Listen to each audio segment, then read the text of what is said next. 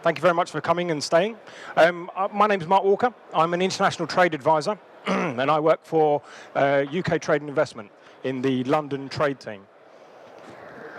Excuse me. Some of the things that I want to talk about today is all to do with exporting. So the UK Trade and Investment has been set up to actually help and support UK-based companies export their products and services overseas. And I'm going to walk you through a couple of the main ways that we actually do that. I was going to start off, first of all, with a little bit about why companies should export, where you should export to, who we are, and what we can actually help you with. And then there's a few case studies that we can have a look at as well.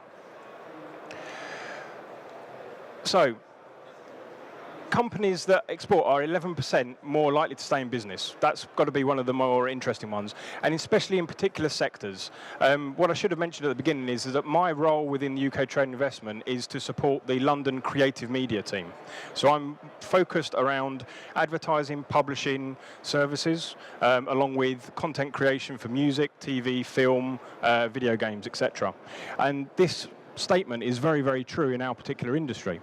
There is a concept of these smaller creative companies which are born global. There is so many countries around the world that really want to experience our creativity and what we can actually offer and how we can tell stories. And that's what we can actually capitalize on. So there's loads of points here about all of the benefits of actually exporting. The biggest one, obviously, is actually to be able to improve your productivity, to actually make more sales with the same amount of resources that you have, or by committing a small amount of additional resource. By actually playing on a world stage, if you have a particular brand of content or a particular style of delivering a creative service, the increased exposure on a world stage actually gives you more sustainable life within your business, within your brand, within your product. And obviously, as we know, the world is an ever-changing place and growing at an exponential rate. And so if we look just to the confines of our own little island in the UK, we've actually got a very limited population. And so the actual reason for offering this service and the product overseas is to tap into that larger population.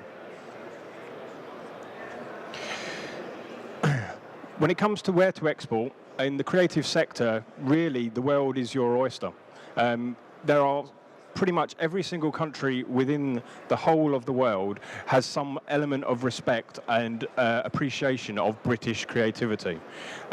We are known as the creative centre of the world where creativity was invented, which hopefully people won't be upset when I tell them that. There's obviously certain areas which are much more focused on creativity and exporting.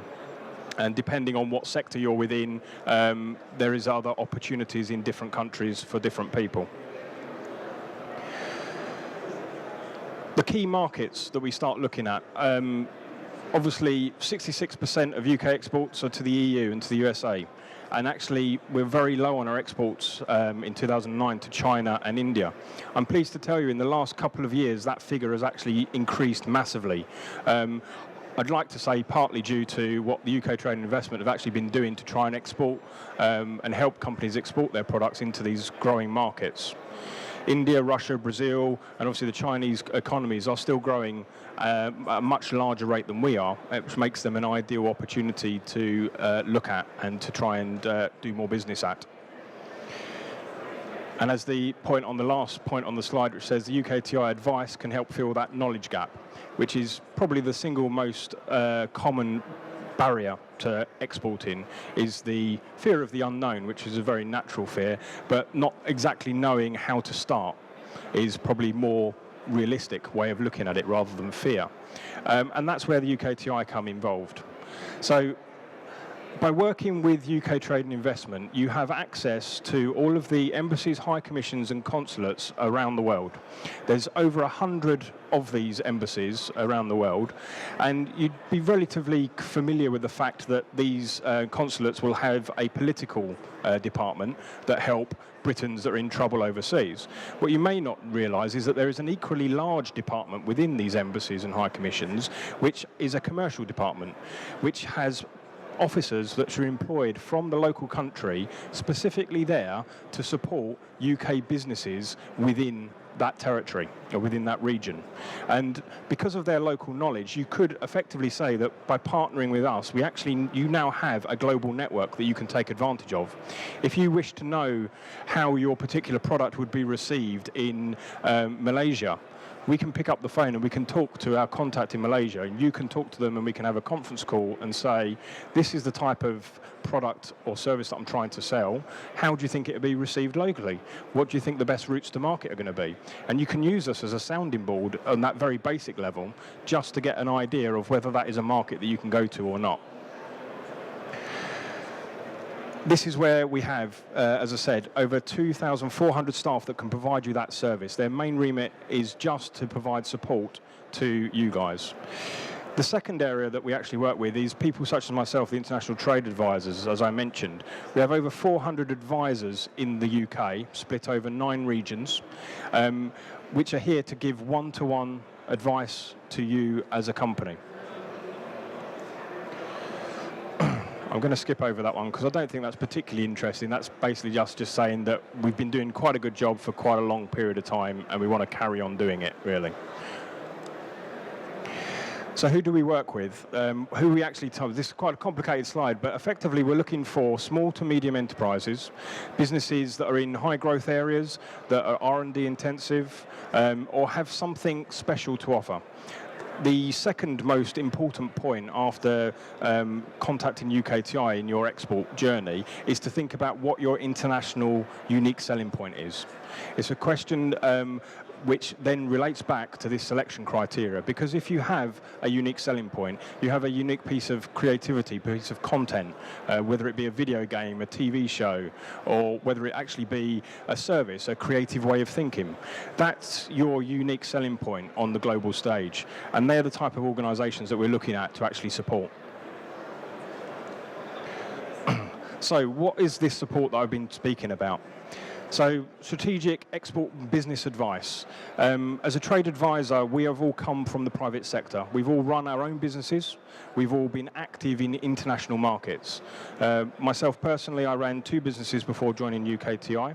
One of them was in advanced engineering, and the other one was a software media platform, which I developed from zero and effectively started with virtually no money, no staff other than me, and built it up to a point where it was actually self-sustainable. All of us have these type of backgrounds, so we can actually relate to you and the challenges that you have within your businesses, rather than just somebody that's going to come and give you a load of fact sheets and a load of examples of how to do stuff. We can actually tell you practically how we've done things, what's worked for us, what didn't work quite so well, and hopefully you can learn from some of the mistakes that we've made. There is obviously also the need for this market information, and through the embassies and high commissions we gather an awful lot of facts and figures, demographics, market insights into various different economies, various different demographics and populations in all of these different countries to actually help us and yourself decide whether this particular market is worthwhile for you or not. Support to visit markets is very, very important. Especially when you look at Asian and South Asian markets, relationship building is one of the key things of actually doing business in them areas. And to do that, you actually have to go there. So we want to support companies to actually get to their markets. So we actually have small amounts of funding which we can allocate to you for a trip to China, for example, to help towards the cost of flights, accommodation, and your in-market costs. And this is to encourage you to actually make that leap and decide to actually go to the market. Anybody that's been in business, there's this wonderful return on investment calculation that you always have to do, whether you do it officially or whether you do it in your head. It's like, is it really worth me going somewhere to do this? And our viewpoint is that if we can help offset that investment just slightly by a small amount of financial support, we can actually make that ROI calculation work out positively. That means that you then want to go. The other things that we do, obviously, with the embassies and the high commissions, not only are they on the end of the phone, but when you're actually in market, they're there physically for you as well. You can go in and meet with them. We can help you facilitate business opportunities and business connections within the market prior to your visit. So this is a very powerful network that we're offering you to be able to facilitate a lot of information and a lot of connections within them markets.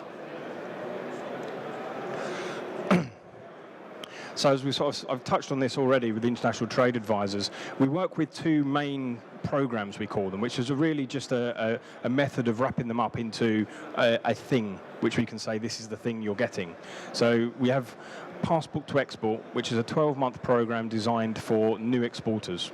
It comes with an element of what we call matched funding. So there's a pot of money where we can actually allocate 50% contribution to all of your export costs. Depending on how big that pot of money will be, depends on the experience of the exporter, what program you're assigning to, excuse me, and a couple of other things. So at the moment, the Passport to Export program offers you a £3,000 worth of matched funding to offset against any of your costs of visiting markets.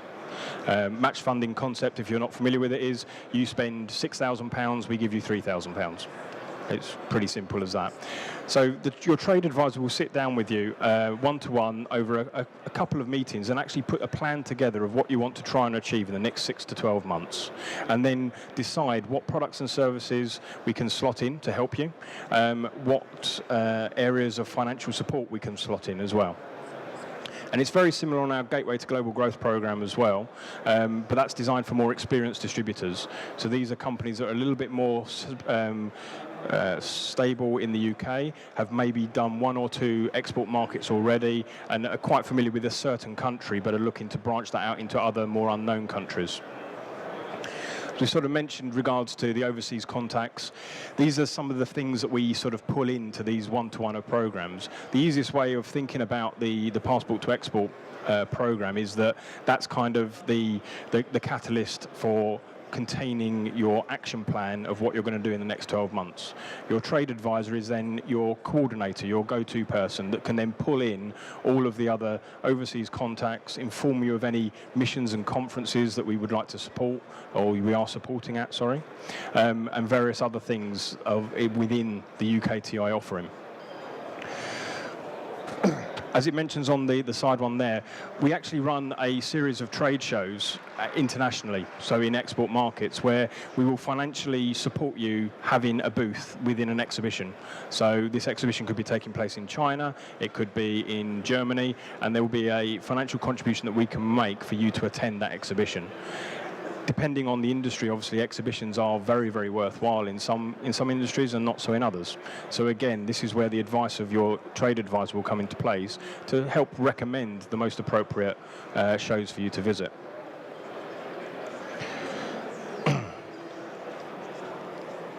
This is kind of just going through what I've already just spoken about. So the Passport to Export program, the Gateway to Global Growth program, and now we're going to come on to some of the individual services that then plug into that. So one of the most important one is the Overseas Market Introduction Service, as we lovingly called OMIS. What this actually allows you to do, instead of just having a conversation with the commercial officer in the embassy in China, we can actually commission the staff there to actually perform research on your behalf. So you could effectively say, I'm going to be coming over to China in 3 weeks' time, and I'd very much like for you to make me 12 meetings with potential broadcasters for this type of content. And the staff will actually speak directly to them organisations on your behalf, introduce your company, your content to them, and try and facilitate a meeting. So that when you then travel over to the market, you actually already have 10 or 12 meetings set up and ready for you. It's a very customizable service is probably the best way of saying it, because as well as doing that, we can also do things such as if you wanted to do a product launch or a screening of a particular animation or something that you've created, we can actually use the ambassador's residence or the embassy or the High Commission as an actual event house to actually put on an event, and the embassy's staff can actually be used to send out invitations to types of people that you'd be interested in, contacts that they have themselves that are relevant to your particular element of content. And as you can imagine, if a TV scheduler gets in the post an invitation saying you're cordially invited to the British Embassy to partake in an evening of screenings and drinks reception, there's probably a little bit more gravitas that goes with that, which makes them more inclined to want to attend rather than actually doing something on your own. So that's what I think we bring to that. We kind of bring that extra level of sales push to actually enable you to make an impression immediately. So this is a chargeable service. It's worth pointing out this. It's not a question of spending thousands and thousands of pounds. As an example, to run an OMIS to get you 10 or 12 meetings in Singapore, for example, will cost you about £1,500. So we're not talking vast amounts of money. It's a small charge that's brought in to cover a little bit of the time that's taken by the actual staff to actually perform the service for you. And it is heavily subsidised as well. So it's, if you have ever asked someone like PwC to actually set some consulting for you, or PA consulting, the bill will be a hell of a lot larger than that. So this is something that, again, can be used within the programme, but doesn't have to be. None of these services are compulsory or need to be taken. It's just a question of what's most suitable for you as the client. Touched on this briefly, the Trade Show Access Programme. This enables you to participate in overseas trade shows that specifically you probably wouldn't have been able to have done on your own, that the costs would have been too high. We have accredited trade organisations for most of the subsectors, so for film, for video games, etc. And they actually put on a UKTI pavilion, so very similar to what we're standing in today, but actually with individual pods and individual space for each of you as an organisation, which is then offered to you at a much discounted rate, and then also there is financial support on top of that as well to encourage you to come along. And with all of these type of things, as we're talking a moment of a couple of the other services that we offer, there's strength in numbers. If you surround yourself with another 10 or 12 UK-based companies, you're all in the same boat together. You get to know each other, you get to be able to go out and hunt in packs is one of the terms that I like an awful lot. If you're at an exhibition, if there's 15 of you all trying to get to talk to the same person, you can actually, one of you can make the introduction and then invite them in to talk to everybody else. And that type of camaraderie is very, very good at trade shows. We have a very intense export market research scheme that we can do as well. And this is definitely not for faint-hearted people. This is a very dedicated consultant that comes in and teaches you how to do market research.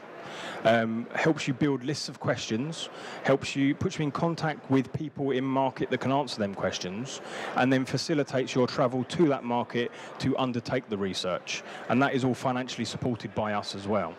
It's a program that typically takes 4 to 8 weeks, but if you actually want to know everything there possibly is about a market before you dip your toe into that water, it's a fantastic service for that.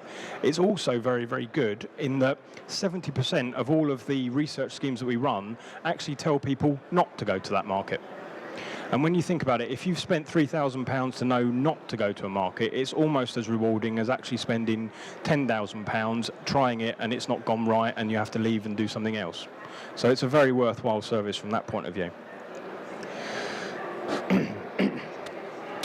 One of our most popular services at the moment is the Export Communications Review, which has changed a little bit over the last year or so.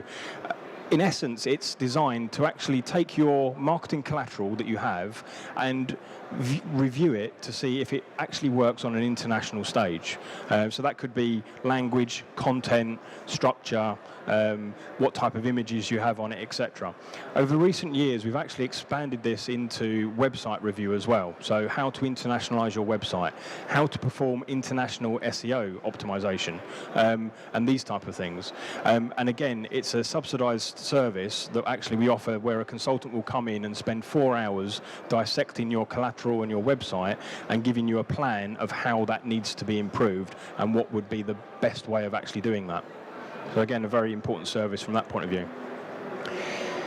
all of the sort of products and services that I've spoken about are all mentioned on our website. The website is also a very good place to register onto. You can register for event alerts and also for business opportunities. And they're probably the two other biggest things that we can offer as UKTI. The event alerts is we run many of these type of events. We run masterclasses, we run workshops and various other things in all aspects of exporting. So, for example, we'll do an agents and distributors masterclass, which spends a whole day explaining to you the best things to look for when you want to find a distributor. Is it a distributor that you want? Do you need an agent? Do you want a franchise model? And these masterclasses actually cover that from expert speakers that have actually set up these type of deals in the past. The other area that I mentioned obviously was business opportunities. All of our commercial officers that are based in our embassies and commissions are tasked with finding local opportunities for UK companies. And this is the central place on the website where they actually publicise all of this. So you can set up alerts based on countries and your particular sector. They'll actually send you information. So some of them could be, a local council is looking at building a new hospital. And it may well be that there's various types of product and services that they want to actually fulfill that construction, but also to fulfill the actual fitting out of the hospital, etc. It could well be that a particular local charity organisation is looking for a marketing partner to design them a Come to Malaysia campaign, these type of things. So again, it's something that you can set up while registering on the website, alerts, which actually send you an email every week and says, these are all the opportunities that kind of fit into your area. It's very simple then to go through there, click on a link to actually speak to the local officer and get a little bit more information to see whether it fits you or not. And then obviously you'd sit down with your international trade advisor and try and work out how you could best actually meet that opportunity. There's a couple of case studies which I've got on here, which I'm not proposing to go through in all things, but I'm just going to leave them up for a couple of seconds as we go through. This is a particular company regarding that's been on our passport to export program.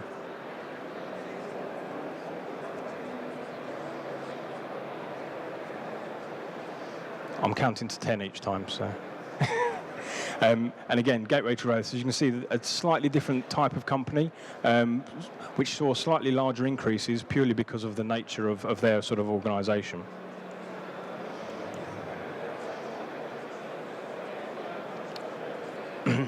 It also gives you an example of the range of different types of SMEs that we actually support. This obviously is a food and drink based company that actually has a product. The one previously was a translation website, so it's offering a service. So whether you offer service, content, product, we have advisors that are expertly suited to them particular markets.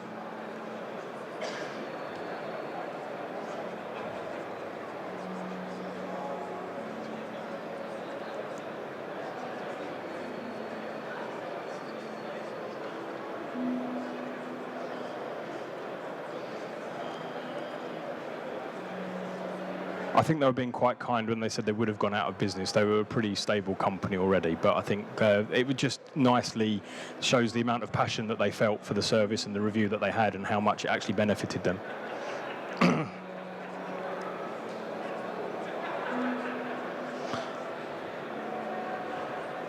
So this is quite an interesting company. It's actually one of my own clients called Wiz Education that use effectively animation to teach children English and maths is their two main key strengths. So they obviously go around to lots of different schools and universities through the OMIS service, introduce their product and try and have meetings with them to encourage them to take on board their product and their service.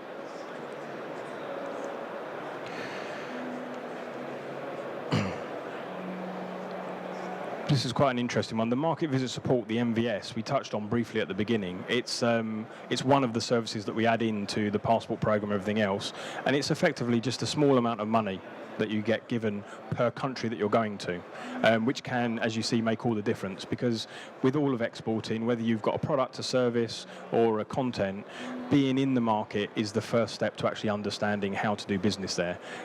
As much as we now live in a digital age, it's very, very difficult to actually make business and do deals without meeting people face to face, especially into the more eastern countries. So if there's any questions, I'll be more than happy to take them. These are my contact details. Feel free to take down my email address. If you want to drop me an email, ask me any questions, I can put you in contact with the right people that can help you specifically.